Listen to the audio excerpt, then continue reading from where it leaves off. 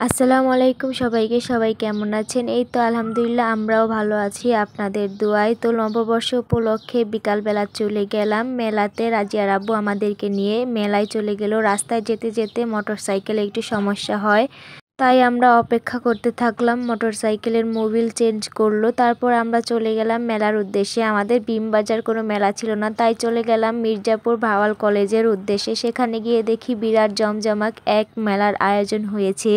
তাই আর দেরি করতে না পেরে সেখানে গিয়ে আমরা অনেকটা আনন্দ উপভোগ করলাম। আর এই যে দেখতে পাচ্ছেন রাজিয়ার আব্বু রাজিয়াকে নিয়ে অনেক আনন্দ করছে, রাজিয়াকে নিয়ে নাচানাচি করছে। এখানে অনেক মানুষের ভিড় ছিল, যেহেতু এটা কলেজ প্রাঙ্গণ ছিল তাই এখানে অনেক মানুষের ভিড় ছিল।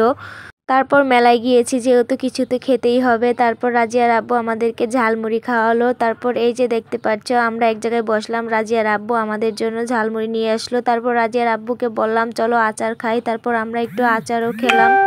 তারপর এখান থেকে আমরা চলে গেলাম আইসক্রিম খাবো, যেই কোন আইসক্রিমগুলো বেচে 10 টাকা 20 টাকা করে, ওইগুলো খাবো। ওইখানে উদ্দেশ্যে চলে গেলাম। তারপর আমাকে রাজিয়ার আব্বু একটা আইসক্রিমও কিনে দিল। খাওয়া শেষ করে রাজিয়াকে দিলাম, রাজিয়ার আব্বু রাজিয়াকে খাইয়ে দিল। তারপর রাজিয়া তো বেলুন দেখে খুবই কান্না করছিল। তারপর বেলুনটা কিনে দেওয়ার পরপরই 3টা বেলুন অলরেডি ফাটানো হয়ে গিয়েছে। তারপর আমরা চলে গেলাম একদম মানে যেখানে নানান ধরনের জিনিস বসে, যে জগ হাঁড়ি। তারপর রাজিয়ার আব্বু একটা জগ দেখতে চাইলো, আমি জানি না কি বুঝে জগটা দেখতে চাইলো। তো আমার বাসায় আলহামদুলিল্লাহ অনেক কিছু আছে। তারপর রাজিয়ার আব্বুকে না করলাম যে এই চাচের জিনিসগুলো নেওয়া লাগবে না। তারপর আর কি রাজিয়াকে নিয়ে একটু হাঁটাহাঁটি করলাম, পুরো মেলাটা গিয়ে ঘুরে দেখলাম। অনেকগুলো স্টল বসেছিল, সবগুলো স্টলই মোটামুটি একই রকমের ছিল, মানে তেমন আকর্ষণীয় কিছু নেই। তারপরও আনন্দ লাগছিল, যেহেতু পয়লা বৈশাখ, একটু সারাদিন কাজ করার পর একটু ঘোরাঘুরি করতে পারছি, এটাই আমার মনের মধ্যে অনেক আনন্দ।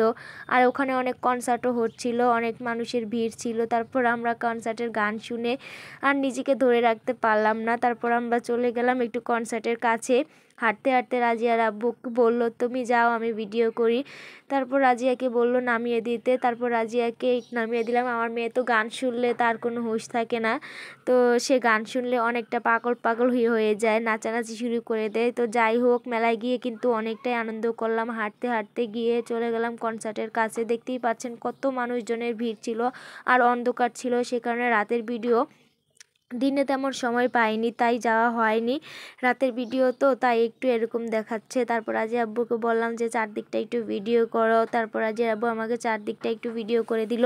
তারপর আর কি দেখতেই পাচ্ছেন যে মেলাটা কিন্তু 10 দিন ব্যাপী থাকবে, মাইকিং করে দেওয়া হয়েছে আগেই। তারপর আমি রাজিয়ার আব্বুর থেকে ক্যামেরাটা নিয়ে রাজিয়ার আব্বুকে বললাম তুমি একটু মেয়ের সাথে নাচানাচি করো। তো যাই হোক, দুই বাপ বেটিয়ে মিলে ভালোই নাচানাচি করছে গানের তালে তালে। আর এই মেলাটা আজ থেকে 10 দিন ব্যাপী থাকবে কলেজ প্রাঙ্গণ মাঠে।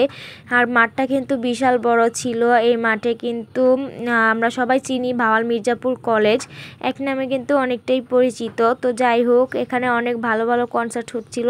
আর কি মেলায় যেই ঘুরতে আসছিল তারাই নাচানাচি শুরু করে দিচ্ছিল কনসার্টে গিয়ে নাম লিখিয়ে। তো সব মিলিয়ে একটা আনন্দের মুহূর্ত, খুবই ভালো ছিল সেই দিনটা। তো আমি চাই এরকম দিন যেন প্রতিদিন ফিরে আসে।